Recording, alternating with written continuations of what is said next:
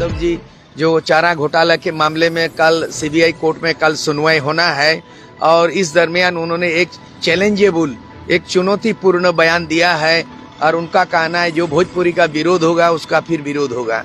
मैं उसी के प्रतिक्रिया स्वरूप उनको इसी राजकीय अतिथिशाला में वो ठहरा हुआ है और मैं भी जब वो मुख्यमंत्री थे 1990 में और मैं भी विधायक थे घाटशिला विधानसभा से, छात्र नेता के रूप में मैं भी विधायक चुन के गया था बिहार विधानसभा में, 324 एमएलए हुआ करता था। उस समय उन्होंने ललकारा था कि मेरी लाश पर झारखंड बनेगा।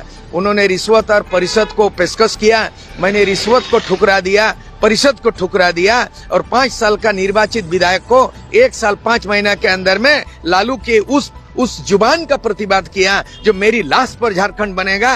झारखंड मुक्ति मोर्चा के 19 विधायकों ने समर्थन किया लालू यादव की सरकार को। मैं एकमात्र आजसू का संस्थापक विधायक, मैंने विरोध किया। आज पुनः लालू ने मुझे ललकारा है कि भोजपुरी का विरोध कौन करता है। जब वो मुख्यमंत्री थे मुझे मालूम है बिहार राज्य का अस्तित्व 1912 में आया है और 1912 से लेकर के आज तक हिंदी में राजकीय शासन चल रहा है। मैं ये बोलता है बिहार के बिहारियों का हिंदी मातृभाषा नहीं है, यह भोजपुरी है, मगही है। उसके बाद आपका जो क्या बोलते हैं मिथिली भाषा है, ये तमाम भाषा है। ये इन्हीं लोग खुद ढोके रहा। अपने राज्य में जहाँ बिहार का बिहारियों का भाषा भोजपुरी हो वहाँ आज तक भोजपुरी को आज तक क्यों नहीं लागू किया? लालू यादव नहीं लागू किया, नीतीश कुमार लागू नहीं किया, जगन्नाथ मिश्र कांग्रेस के राज में नहीं किया। जब बिहार से झारखंड अलग हो गया, बिहार का बंटवारा हो गया, आप इसका जो है भोजपुरी का जो मामला है मूलतः वहाँ का भाषा है बिहार का। इसलिए मैं भी चुनौती देता हूँ लालू प्रसाद यादव और आरजेडी के नेताओं को।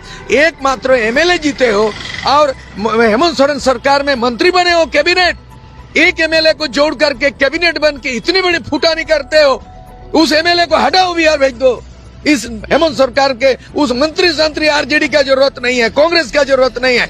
आदिवासी मूलवासी की पार्टी, आदिवासी मूलवासी की झारखंड की माटी और यहाँ की माटी और यहाँ का पार्टी यही आने वाला दिन में राज करेगा। भोजपुरी भाषा समेत जितना भी यहाँ भाषा है जो हेमंत सोरेन को हटाने की बात कर रहे हैं और लालू यादव ने चुनौती दिया। लालू यादव अपना चारा घोटाला का केस मुकदमा देके भोजपुरी को भाषा को बिहार ले जाए। यहाँ झारखंड में भोजपुरी भाषा का कोई अस्तित्व नहीं है, यहाँ कोई मान्यता नहीं होगी। आंदोलन हो रहा है, जोर शोर आंदोलन होगा और मैं उसको चुनौती देता हूँ किसी भी कीमत पर।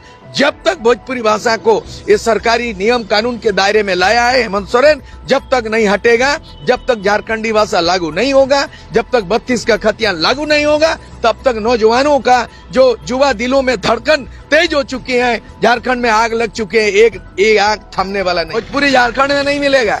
मैं बिहार को मांग कर रहा हूँ तीन भागों में विभाजित होना चाहिए।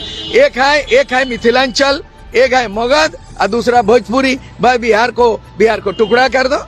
झारखंड से बिहार से झारखंड अलग हुआ, अब बिहार 3 टुकड़ा होगा। वो भाषा के आधार पर बने, क्योंकि बिहार जो 1912 में अस्तित्व में आया भाषा के आधार पर नहीं बना। बंगाल 1905 में बना तो भाषा के आधार पर 1905 में बना। उड़ीसा जो 1936 में अलग राज्य बना, उड़िया भाषा के आधार पर बना। 1956 में तमिलनाडु आंध्र प्रदेश भाषा के आधार पर है और 1960 में जो गुजरात महाराष्ट्र बना तो गुजराती मराठी भी 2 राज्य बना।